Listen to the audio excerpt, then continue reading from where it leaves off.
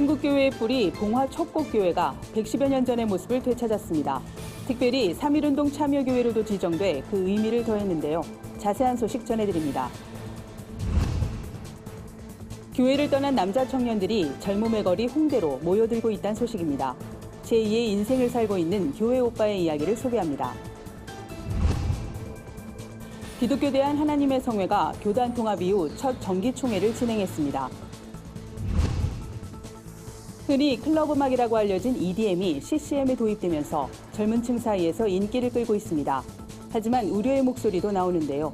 관련 내용 취재했습니다.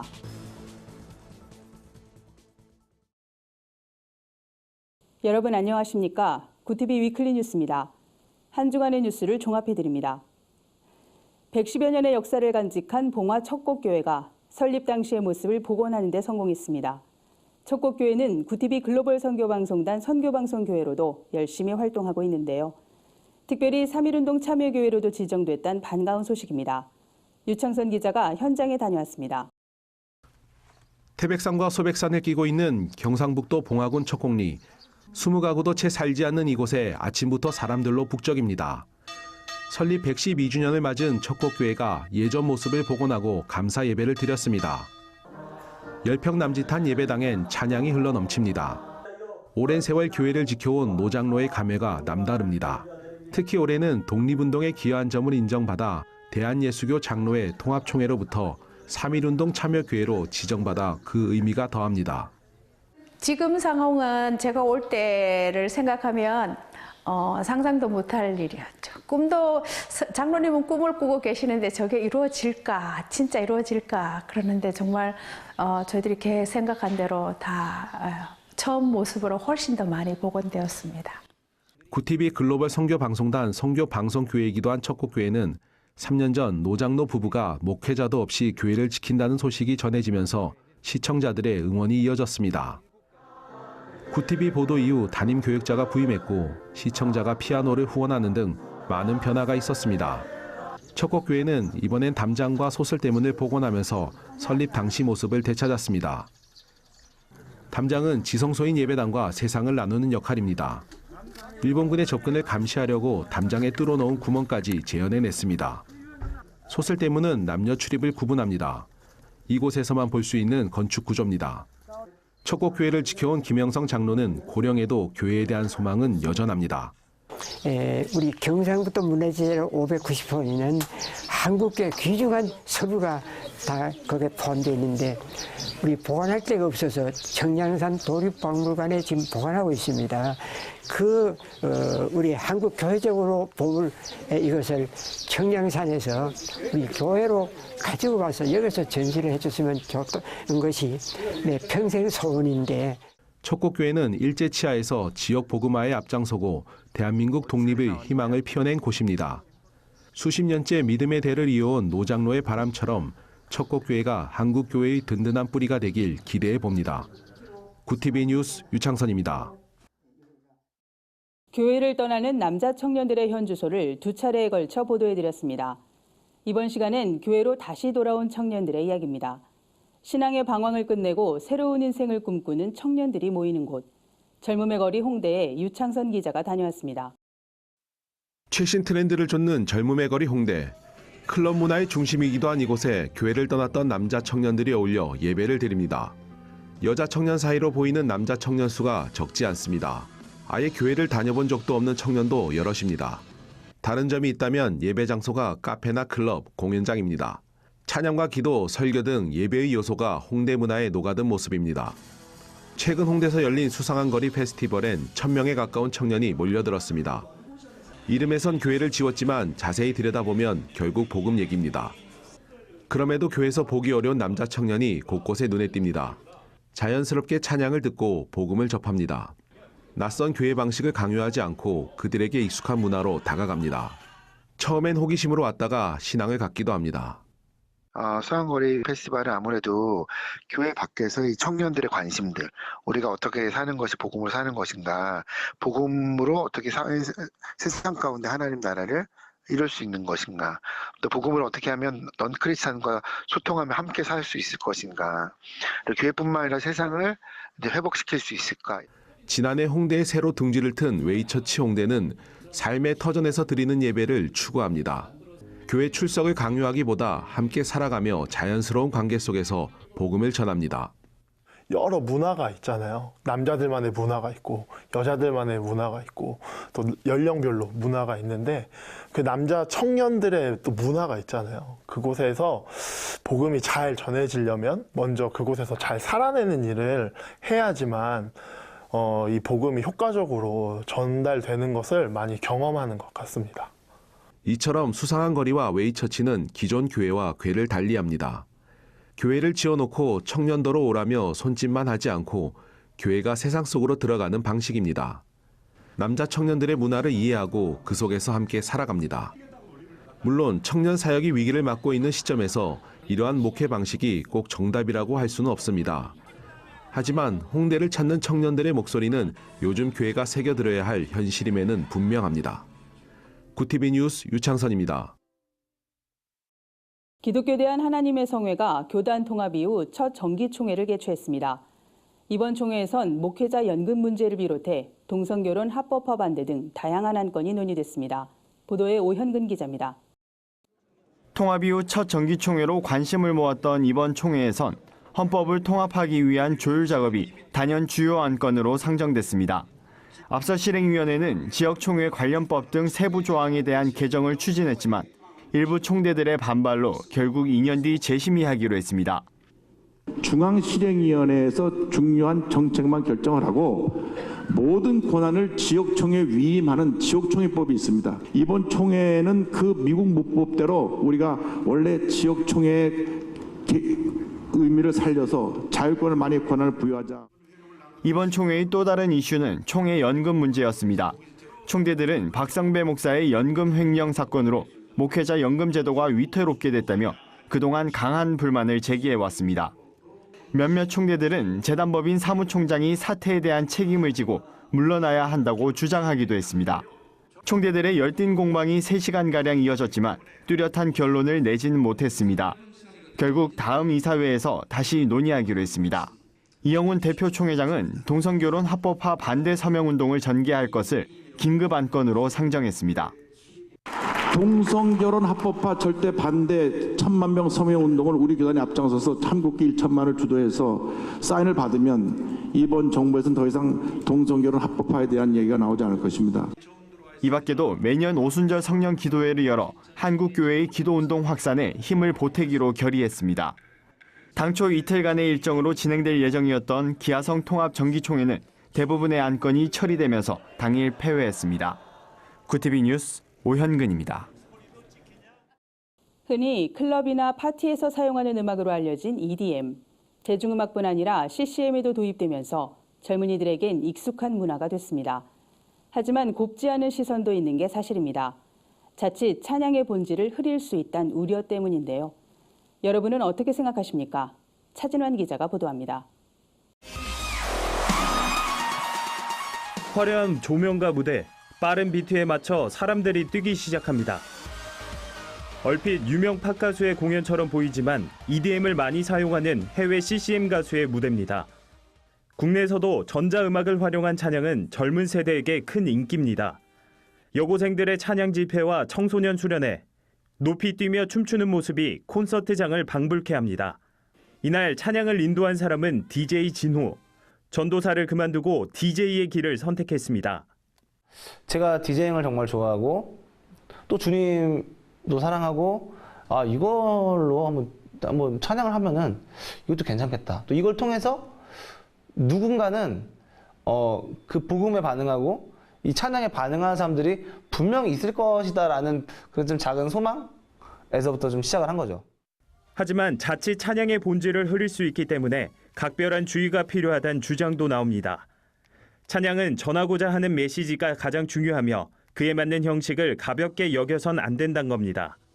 우리가 찬양이라는 걸 생각할 때 그러니까 받으시는 분을 중심으로 사고하는 거지 이걸 드리는 사람의 어떤 편이나 드리는 사람의 어떤 감정이나 드리는 사람의 어떤 기호에 의해서 이것을 드리는 건 우리 이제 그렇게 되면 찬양이 타락할 수 있다고 생각하거든요. 이와 함께 EDM을 통해 믿지 않는 청년들과 소통할 수 있는 방안을 고민해야 한다는 의견도 나옵니다.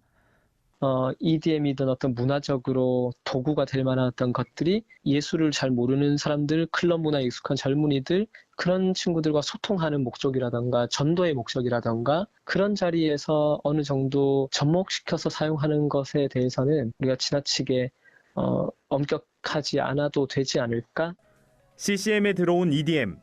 찬양의 본래 목적을 잊지 않고 영적인 분별력을 키우는 것이 중요하다는 게 전문가들의 의견입니다. 구TV 뉴스 차진환입니다.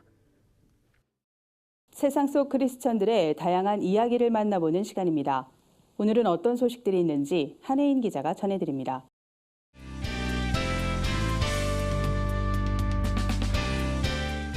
세상 속 크리스천들의 다양한 이야기를 만나보는 네포난의 교회입니다. 첫 번째 소식입니다. 지난 주말 서울 홍대 거리는 기독교와 대중문화를 접목한 축제인 수상한 거리 페스티벌로 내내 북적였습니다. 수많은 사람들이 오고 가며 다채로운 문화축제를 즐겼는데요. 축제엔 블랙 가스펠 그룹 헤리티지의 공연, 문동진 감독의 드로잉쇼, 찬양사역자 청관훈 목사의 찬양 콘서트 등이 마련됐습니다. 청년들을 위로하고 다독이는 강연과 다양한 버스킹 공연도 열렸습니다. 아침부터 저녁까지 이어진 뜨거운 축제 현장에선 어린아이부터 부모 세대까지 다양한 연령층의 관객들이 함께했는데요. 세대 구분 없이 함께 찬양을 따라 부르고 몸을 흔들며 신나게 축제를 즐겼습니다. 이번 페스티벌은 비기독인들도 쉽게 기독교 문화에 스며들 수 있는 의미 있는 시간이 됐을 것 같습니다. 하지만 우리 가까이엔 당당하게 세상 밖으로 나온 피터팬들이 많습니다. 당신이 몰랐던 피터팬들의 이야기. 다음 소식입니다. 가수 겸 배우 진영 씨가 장애인을 위해 목소리를 기부했습니다. 미랄복지재단과 MBC가 공동으로 기획한 장애 인식 개선 프로그램 우리 동네 피터팬의 내레이션을 맡게 된 건데요. 우리 동네 피터팬은 평소 접하기 어려운 장애인들의 일상을 보여주며 비장애인들이 갖고 있는 편견을 깨는 프로그램입니다. 비장애인들도 장애인과 동일하게 삶과 결혼, 직장에 대해 고민하며 살아간다는 의미를 담고 있습니다. 진영 씨는 내레이션을 통해 어릴 적 소아마비로 왼쪽 다리의 신경이 마비돼 지체장애 3급 판정을 받은 김진철 씨의 이야기를 담담하게 전해 눈길을 끌었는데요. 방송을 통해 마련된 기금은 장애인들의 자립 지원을 위해 사용된다고 합니다.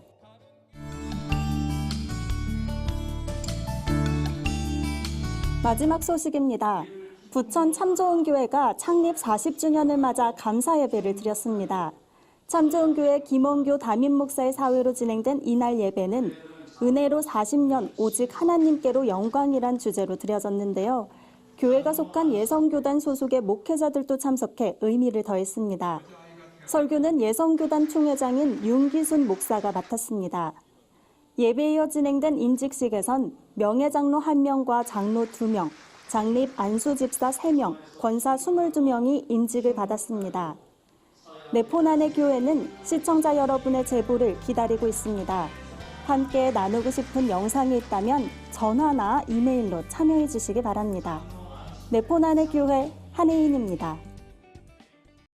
천안시 기독교 총연합회와 신천지와의 공개 토론이 결국 무산됐습니다.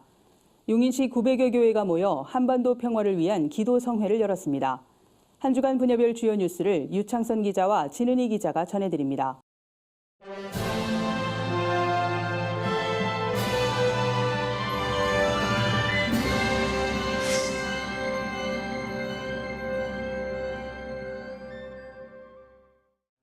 천안시 기독교 총연합회가 신천지에 제안한 공개 토론이 결렬됐습니다. 진행 방식에 있어서 합의점을 찾지 못한 건데요. 신천지 측은 신천지에선 성경을 보지 않고 성경을 증거한다며 신천지 내부 교재를 사용하는 건 공개 토론이 아니라 신천지를 흠집내기 위한 청문회라고 강하게 반발했습니다. 청기총은 성경 공개 토론에서 성경을 보는 건 누가 봐도 당연한 건데 이를 트집잡아 못하겠다면 공개 토론에 응할 의사가 없는 것으로밖에 보이지 않는다며 청중들이 어느 쪽 말이 옳고 그른지 판단할 수 있도록 하자고 말했습니다. 청기총은 지금까지 신천지 천안교회와 오간 내용들을 현수막에 그대로 공개하고 조만간 신천지 본부에 공개 토론을 재요청할 것이라고 밝혔습니다. 기독교 대한성결교회가 오는 28일부터 2박 3일 일정으로 제113년차 정기총회를 개최합니다. 임원 선거는 총회 이튿날 진행되며 총회장 단독 후보로는 백운교회 류정호 목사가 나섭니다. 목사 부총회장 후보로는 중앙교회 한기채 목사와 성락교회 지영은 목사가 나서며 지난해와 같이 경선으로 치러져 당선 결과에 기추가 주목됩니다. 주요 이슈로는 총회 재판 최종 판결 자동 시행안, 총회 본부 전자문서 사용 개정안, 목회자 조기 은퇴 시 연금 납부 70세 의무화 방안 등이 꼽혔습니다. 구TV 뉴스 유창선입니다.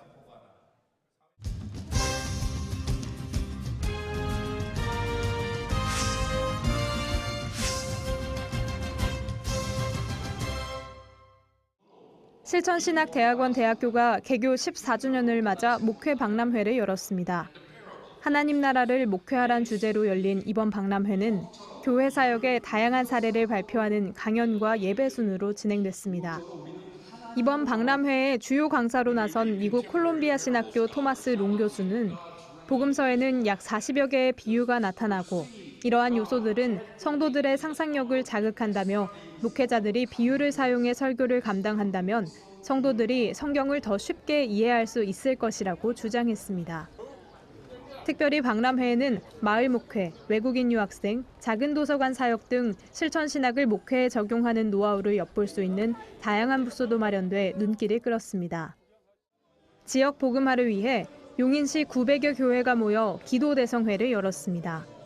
비가 오는 궂은 날씨에도 12,000여 성도가 참여해 뜨겁게 기도했습니다. 메시지를 전한 지구촌교회 이동원 원로 목사는 우리는 이웃을 사랑할 준비가 돼 있어야 한다며 복음을 어떻게 전해야 할까 고민하고 힘을 집중한다면 용인을 비롯해 민족이 복음화되고 변화될 것이라고 권면했습니다. 용기총 대표대회장 윤호균 목사는 교회가 무너지고 복음이 쇠퇴하고 있는 이때 말씀과 기도로 다시금 세상의 소망이 되어야 한다고 전했습니다. 이날 참석한 성도들은 한반도 평화와 함께 용인시 105만 시민이 복음으로 하나 되도록 한마음으로 기도했습니다. 특별히 이번 성회는 구TV가 중계를 맡아 뜨거운 기도의 현장을 생생하게 담았습니다. 2019 용인시 복음화 대성회는 25일 저녁 8시, 26일 밤 12시에 방송될 예정입니다. 구TV 뉴스 진은입니다.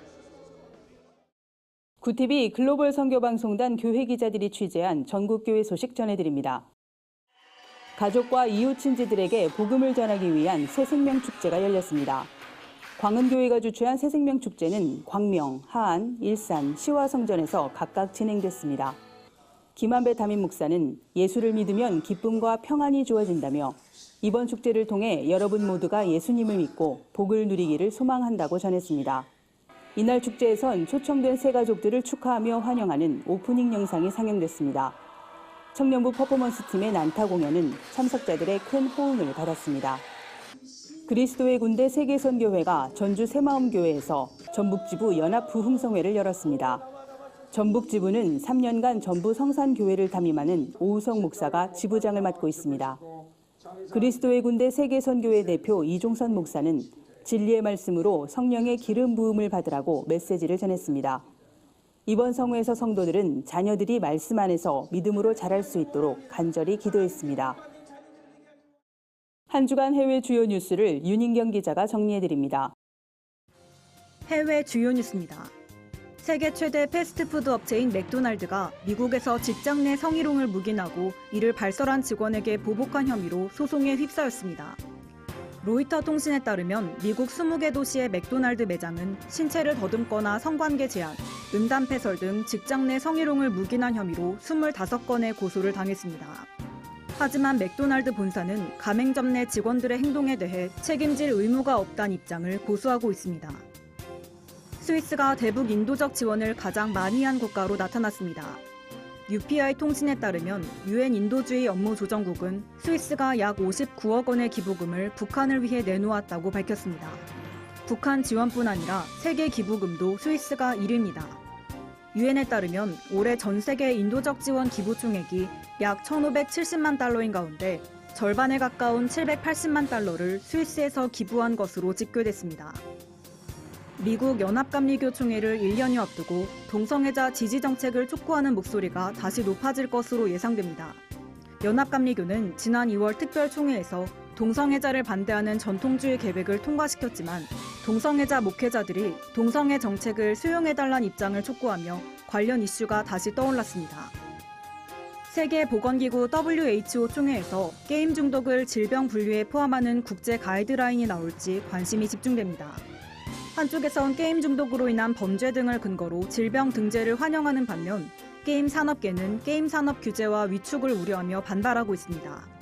하지만 한국과 미국을 제외하곤 대부분 게임 중독을 질병으로 분류하는 것에 긍정적이어서 총회 통과가 유력하다는 전망입니다. 구TV 뉴스 윤인경입니다. 이상으로 뉴스를 마칩니다. 구TV 위클리 뉴스는 인터넷 신문 데일리 굿뉴스를 통해서도 보실 수 있습니다. 시청해주신 여러분 고맙습니다.